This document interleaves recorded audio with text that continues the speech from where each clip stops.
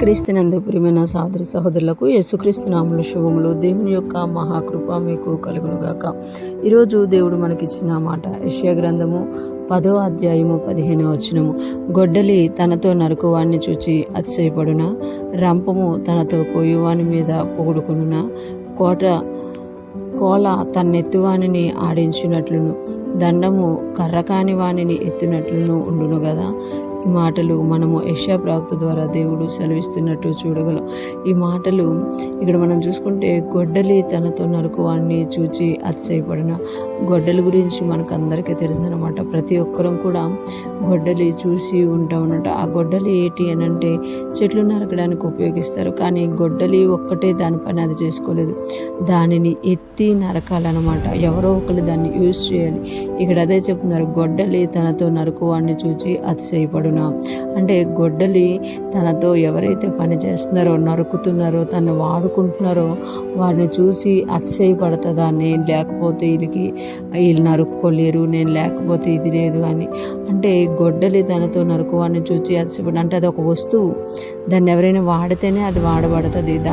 దానికి ఎంత షార్ప్నెస్ ఉన్నా దాన్ని ఎవరో ఒకరు వాడాలన్నమాట. అలాగే రంపము తనతో కోయువాని మీద పొగుడుకున్న రంపం గురించి కూడా మనకు అందరికీ తెలుసు. రంపంతో ఏం చేస్తారు అని అంటే చెక్కల్ని కోస్తూ ఉంటారు, సరి చేస్తూ ఉంటారు అన్నమాట. రంపము తనతో కోయువారి మీద పొగుడుకున్న అంటే నన్ను వాడుకుంటున్నారు అని పొగుడుకుంటుందా, తనని తను అతిశయించుకుంటుందా, అది కూడా ఒక వస్తువే అన్నమాట. దాన్ని ఎవరైనా వాడితేనే వాడబడుతుంది, లేకపోతే అదొక మూలన పడి ఉంటుంది. కోల తన ఎత్తివారిని ఆడించినట్లు, కోల అని అంటే ఆడించేది అనమాట, దాన్ని ఎత్తేవారిని ఆడించినట్లు, దండము కర్ర కాని వాణిని ఎత్తినట్లు.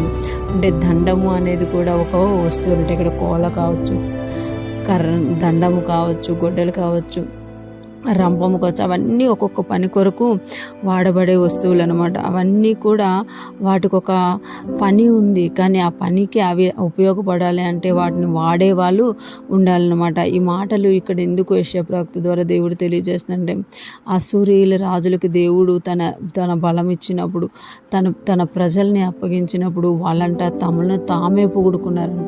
తమకు ఆ బలం ఇచ్చిన రాజు దేవుణ్ణి పొగడాల్సిన పోయి రాజులు, ఆ మహాధిపతులు తమను తాము పొగుడుకొని దేవునికి విరోధంగా ఇంకెక్కువ పాపం చేసినట్టుగా మనం చూస్తామంట. అందుకే ఇక్కడ అంటున్నారు కదా, గొడ్డలి లాంటిగా నువ్వు ఉన్నప్పుడు నేనేం చేశాను అని అంటే, నీ ద్వారా నేను నరకడం మొదలెట్టాను. నా ప్రజలు చేసిన పాపాన్ని కావచ్చు, నా ప్రజలు నాకు విరోధంగా చేసిన దాన్ని నేను నరకడం మొదలెట్టాను. అలాగే నేను నరికినందుకు నువ్వు అతిశయించుకుంటావా, నువ్వు నన్ను చూడాలి కానీ అని అడుగుతున్నారు. రంపము తనతో కోయువాని మీద పొగుడుకున్నాను.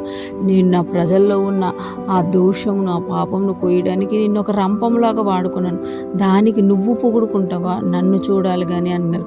కోల తన ఎత్తువాడిని ఆడించినట్లు, అంటే కోలలాగా నువ్వు ఉంటావు, నేను నిన్ను పైకెత్తాను నిన్ను, కానీ నువ్వేం చేస్తున్నావు అని అంటే నేనే గొప్ప అనుకుంటున్నావు. దండము కర్ర కాని వానిని ఎత్తినట్లు ఉండును కదా. దండము కూడా అంతే. ఆ దండము నీ చేతిలో ఉంది అని అంటే దానికి నేను ఒక అధికారం ఇచ్చాను, కానీ నువ్వు దాని మీద అతిశయపడుతున్నావు. అంటే నువ్వు ఒక వస్తువులాగా ఉండాల్సిన ప్లేస్లో నేను నీకు మహిమను, అధికారమును ఇచ్చినప్పుడు